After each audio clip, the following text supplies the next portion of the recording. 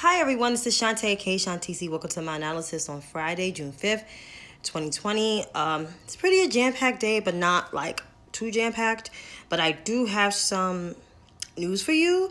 I know it's a Friday chill day, but I do have my iced coffee on the floor because I'm a little dehydrated. I had some water, so it's been an errand day. I've been running errands all day. I washed my hair, so this is kind of like I had to make this a style, but really not a style because I'm looking a little rough right now. Let's just say. So anyway, let's get to it. Hi, Miriam. Let me go my hands up in the air. So I'm going to pin this as my analysis. So I'm spelling analysis wrong? What's going on with me today? What's going on, Shantizi? Okay, so here we are. So coronavirus, I did not look at the stats. It hasn't been stats, but I'm pretty sure we're at 1.9.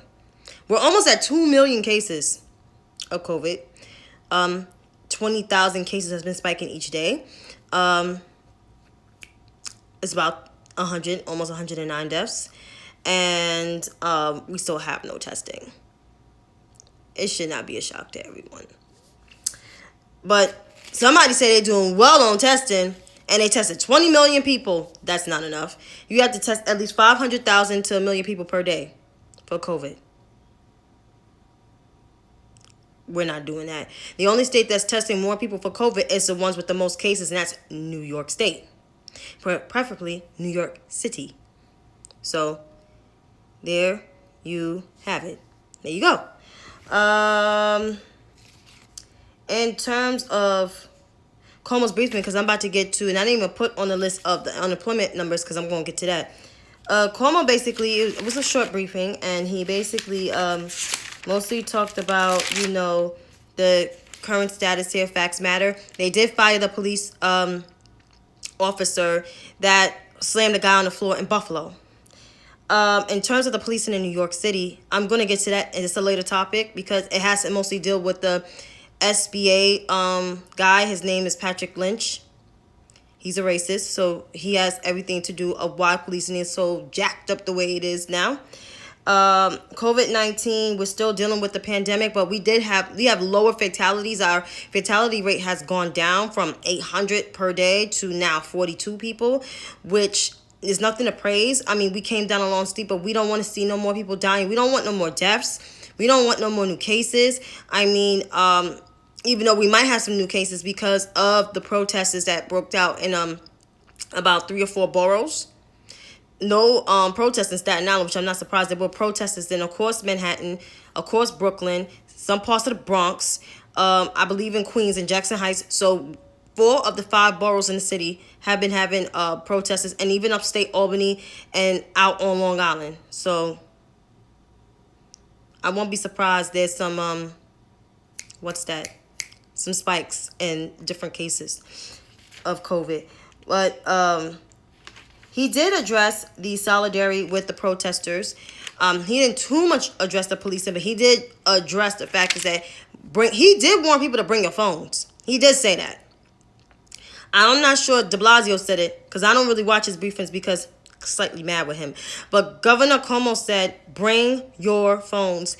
Bring your phones to the protesters. Call your friends up. Bring your phones to the protesters and take a picture. Send it to the AG. We got a good AG. We lucked up. I don't know other places Minnesota got a decent AG. They have Keith Ellison. He's actually pretty good. But we got a decent AG up in New York, and she don't play that at all. And even Michigan got a pretty decent AG because she don't play at all. So, seems like the women AGs be on a joint. So, now with politics, there is something that I want to address, but that is Trump's press conference. That turns with the numbers later. But the protesters have been peaceful for the most part here in New York City, unless I check, online with news to see what's going on. But so far has been peaceful. It's been hardly any looting, which is great, because like I told people, and people judge me for what I say. I mean, everybody's entitled to their opinion. Looting does not solve anything. Looting hasn't happened in any protesters during the 60s, hardly that I know of. It's only but rioting, burning property down, which led to like drugs, because no one had no work to go back to, especially those guys that came home from the Vietnam War, the ones that did came home from the Vietnam War, so they didn't have any jobs. So of course they did drugs. They were high on drugs. Some people, was robbing banks in the 70s, because the 70s was not a good time for black people in terms of economics. You lucky to have a job. That's all I'm saying. But there was looting during the 1977 blackout, and I talked to my mom about the looting in the 1970s and how places in Harlem were looted. Some small businesses in Harlem was looted, and my mom and my dad both told me, and that was at the time when they were married. So, and this was shops where even I went to as a little girl, which of course eventually they lost their businesses due to gentrification. So, enough said. Like, to people that protested, I know Miriam protested. I know a couple folks protested. You guys were very peaceful. I stand with the protesters. I'm not a people person like that. I don't like to be cluttered with so many people, but I do stand in solidarity with the protesters. So I'm glad the protest was peaceful. Something got out of it in terms of going to the police station, even though it was burned down. I was like, goddamn. Even sitting in front of the mayor's office, the governor's mansion. Do what you have to do to be heard. Peaceful protesters win. And yep, it's the Martin Luther King approach, Miriam. It's the Martin Luther King approach.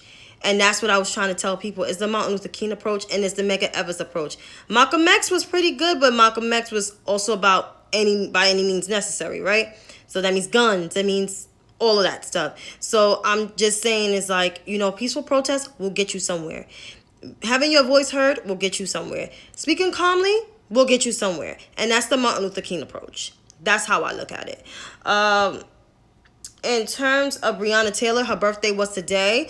I posted a picture on her 27th birthday. She was a EMT worker and an aspiring nurse who was killed in her own home by an unannounced police visit, which it even didn't have nothing to do with her, basically. And so I hope the Louisville PD is charged with her murder. And also, I hope her boyfriend has a defamation suit. I hope he sues them for the unwanted knock visit. And I hope her mom gets the justice and she could get money, but really justice is really need to be served. I hope Andy Beshear, which I'm pretty sure he probably will, but I hope the mayor of Louisville press the DA, even the AG should get involved. I think that should happen. It's okay, Miriam. It's okay. I knew what you meant. So that's what needs to happen. So Ahmaud Berry's murderers are locked up. Of course, George Floyd's people are locked up. Breonna Taylor's people need to be locked up. And I honestly think Amadou Diallo's people, they need to be looked at too. Because that's a 20-something-year-old cold case, in my opinion, with the Amadou Diallo case. And that's something that happened when I was 13 years old. That happened. He was just a student, and he was just going to school. I think he went to one of the CUNY schools, and he got killed in the Bronx. Sean Bell's murderers, they need to be too. Pantaleo needs to be locked up. And that all had to do with Patrick Lynch. With the Pantaleo, that was Patrick Lynch. And Patrick Lynch is no friend to the black community. He is racist, as in the article City and State, which is true. All the things that they said about Lynch is true. And I have quotes. According to the City and State, which is a New York City or New York State local paper and local news outlet, they said Patrick Lynch is the Sergeant's beloved association president. He's been elected 6 times. He just got the election last year. Is known to defend police using excessive force, which is so true.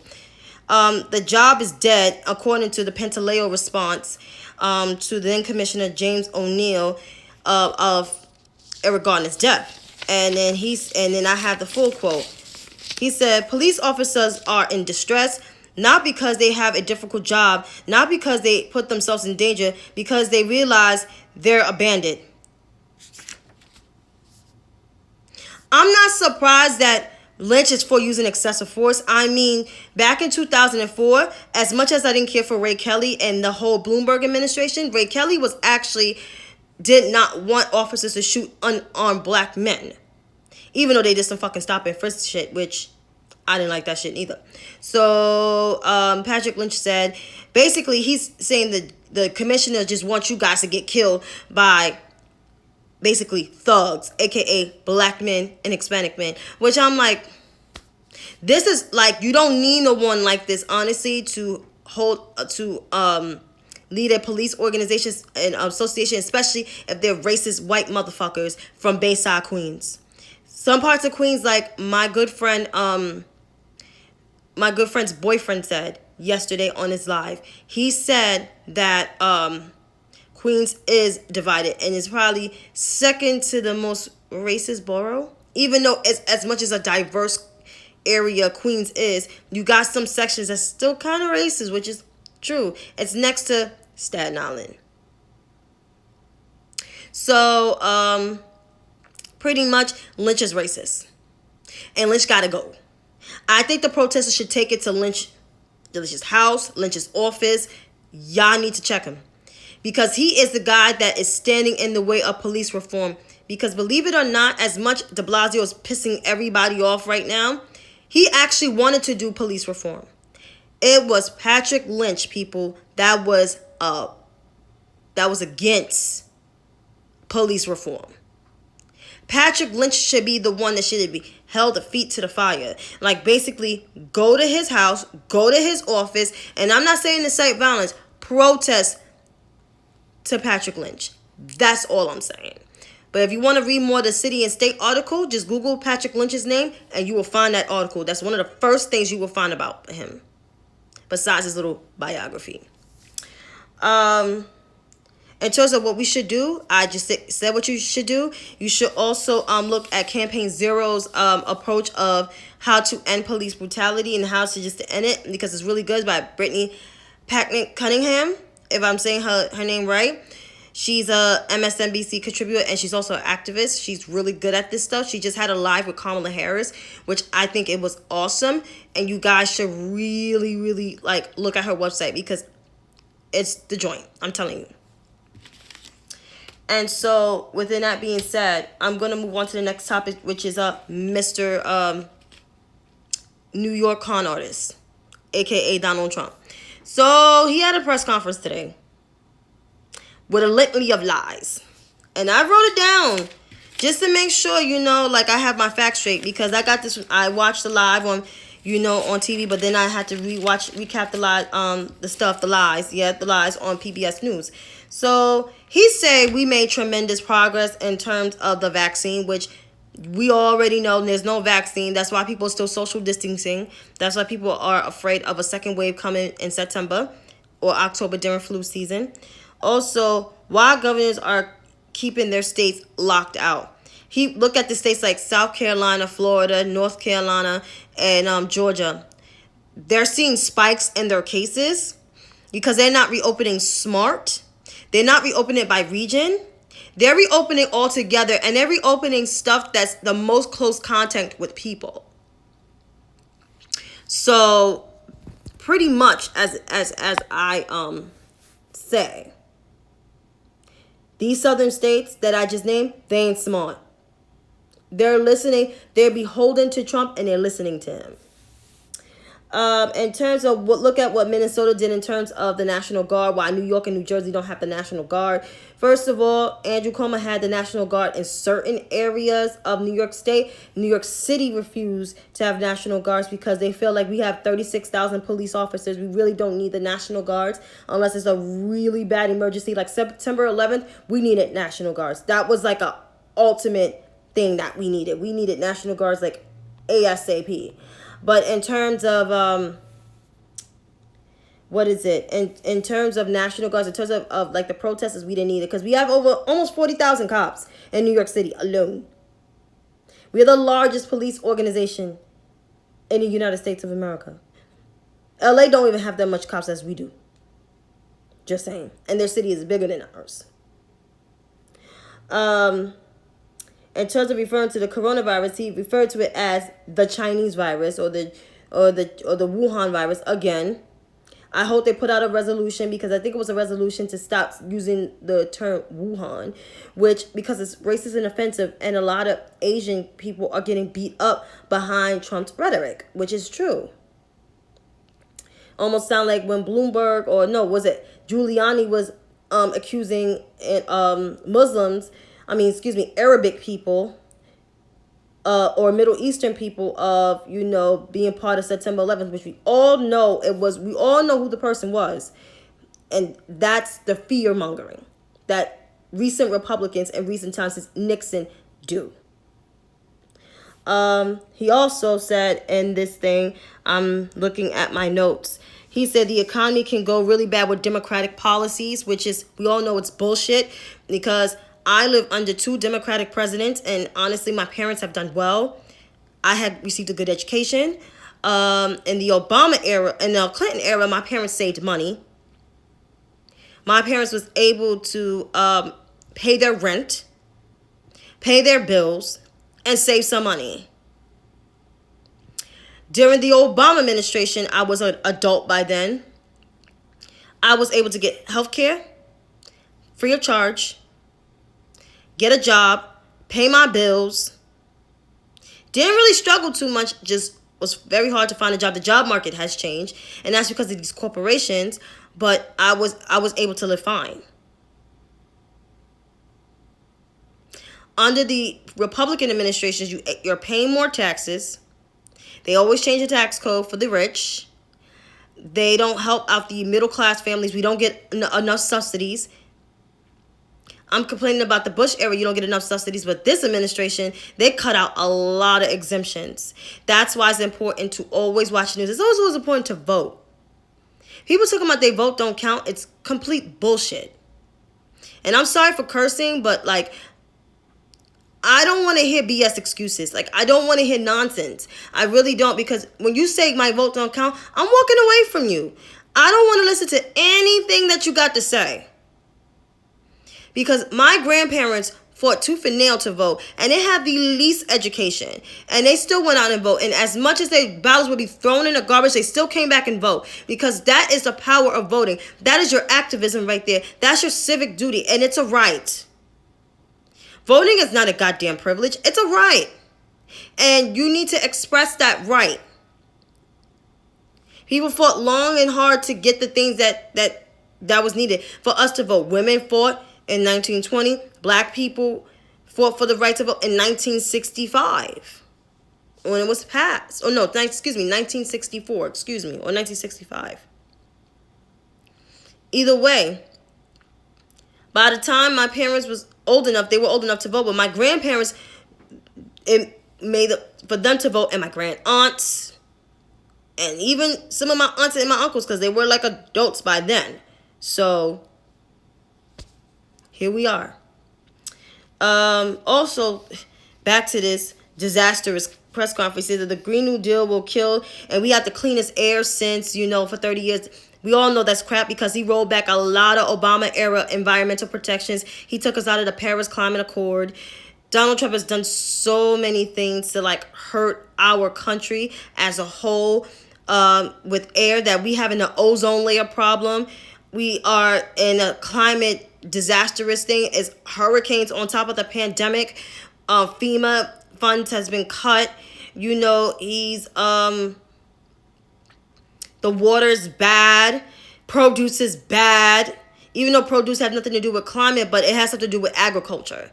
And agriculture, it should be a part of climate because it depends on the harvesting. So it's pretty bad. And he's talking about how many times he saved lives. He said he saved over millions of lives due to COVID. He's celebrating basically 108 deaths. He's celebrating a 13-point a 13% unemployment rate, which I'm about to get to these numbers right now. And he said a whole host of other litany of the stupid things.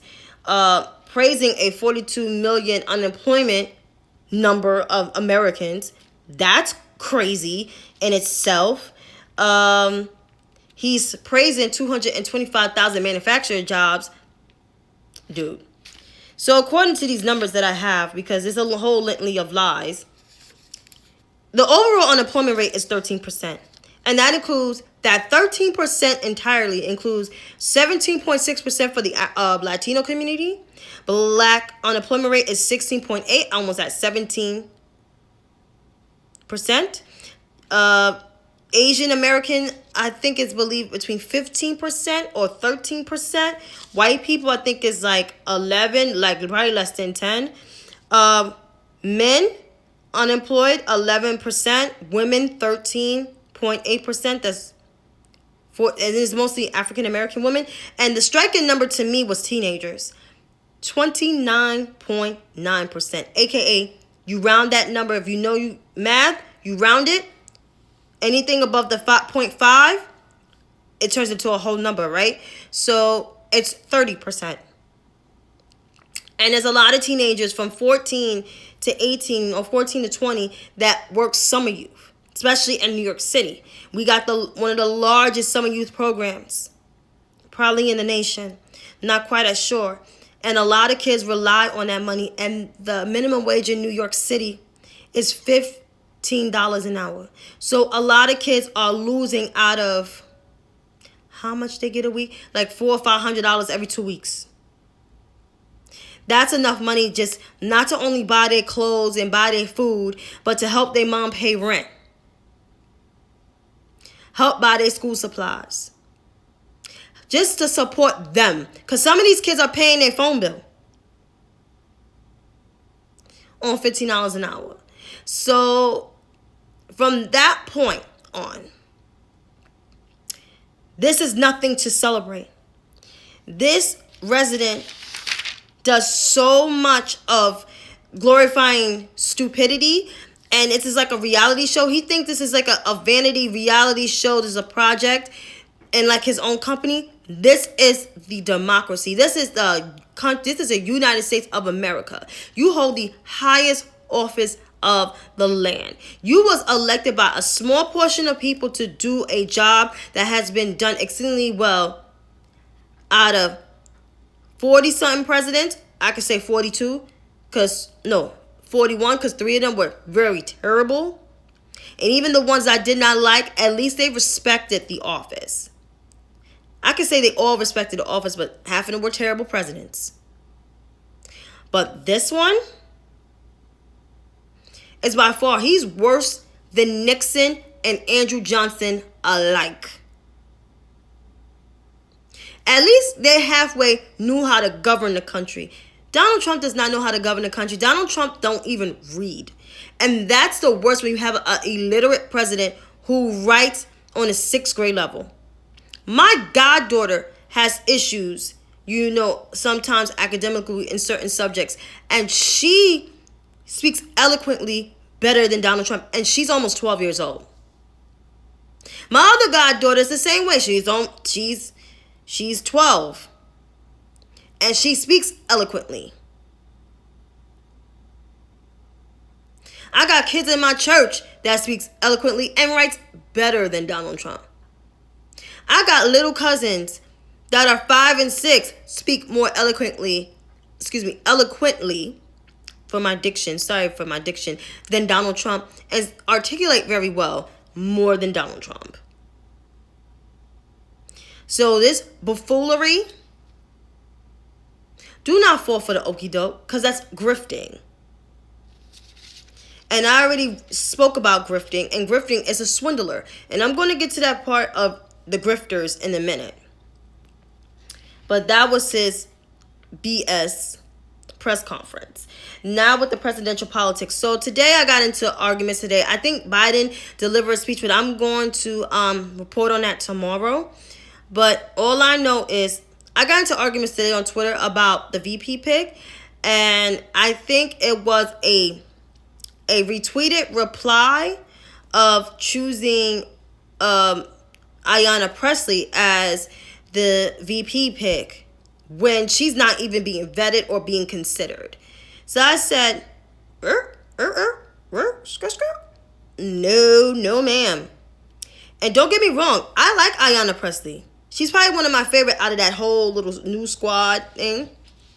But in terms of being a VP to a former vice president who has more years beyond years and needs someone on the same level and who's probably almost 80 years old, probably can't run another term, no. No, ma'am. No, ma'am. No. No. And the reason no is because she don't really have the qualifications. She's smart, but she don't have the qualifications. To me, I think the vice president, a vice president should at least have some senatorial experience. Chantel, she got to have senatorial experience for me. You can have 2 years of congressional experience, but I just feel like personally, I don't think she even fits that bill with Joe Biden.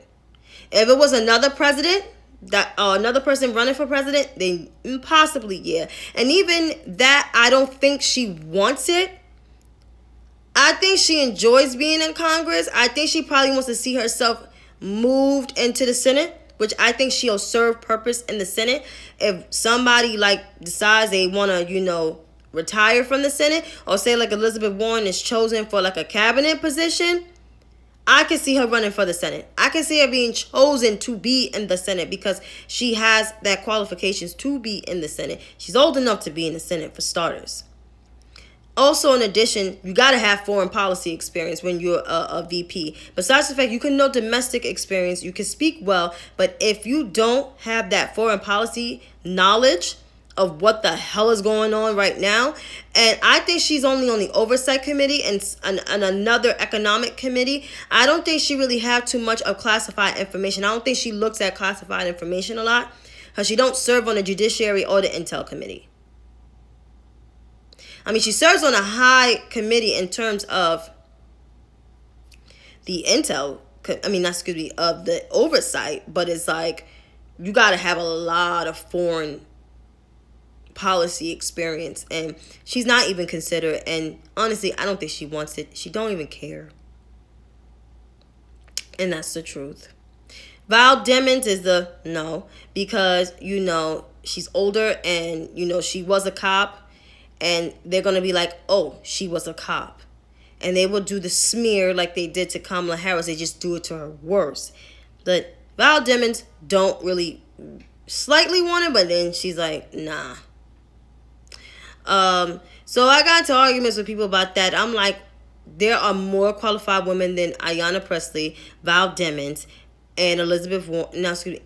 I didn't say it because they ain't add Elizabeth Warren or Stacey Abrams. Or there's somebody else that was, or Susan. Susan Rice is a career diplomat. She's not a politician. So I got into arguments. I was like, you may want that black woman, but the black woman I want is the Senate, is one of the only black senators in the U.S. Senate.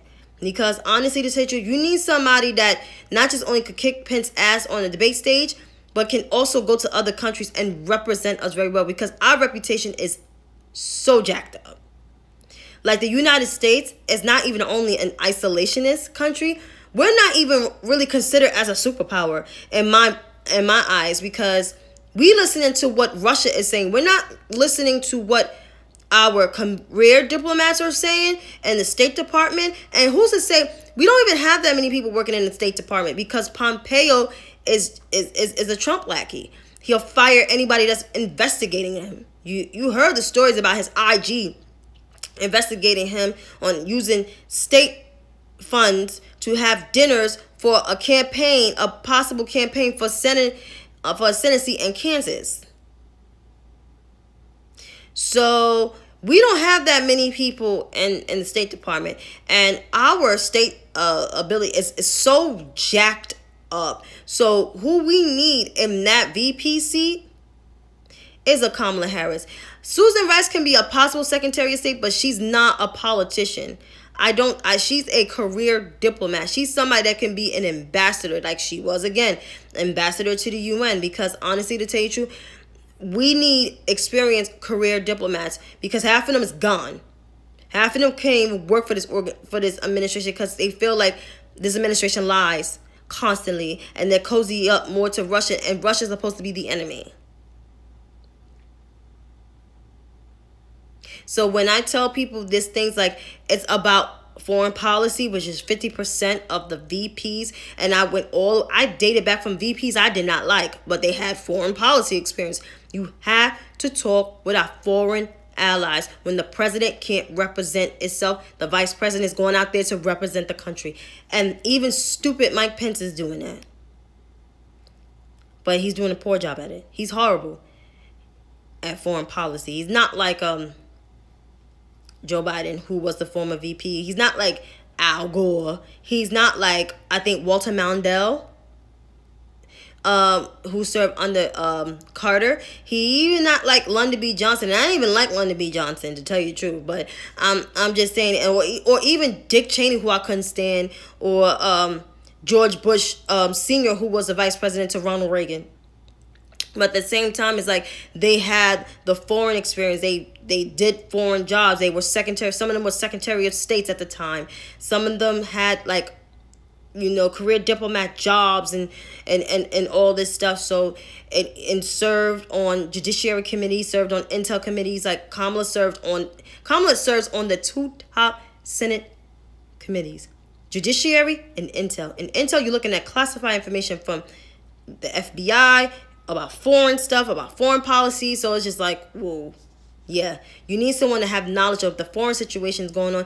And you really got to restore that relationship. And relationship restored. And she looks like she's approachable to a lot of foreign policy folks. So, yeah, you may want to choose that one.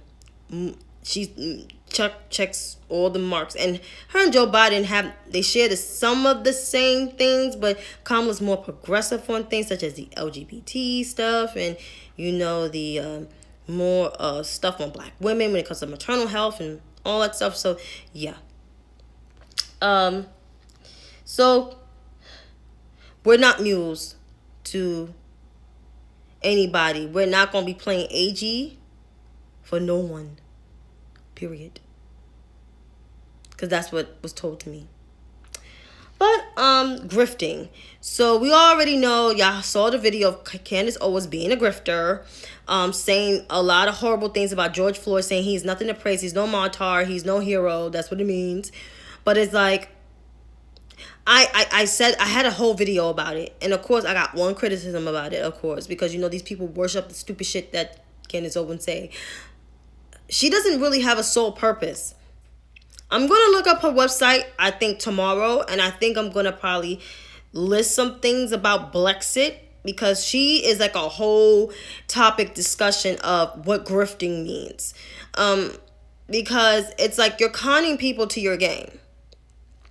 And she doesn't realize she's a pawn to Donald Trump to get Black voters, which you're not successful of getting Black voters, because he's singing a lot of things to drive away Black voters. About 80-something% of Black voters saying how racist he is. There's some conservatives, Black conservatives, that left the Republican Party because they couldn't deal. Some of them voted for Joe Biden in the primary. That's a shocker. So it's like,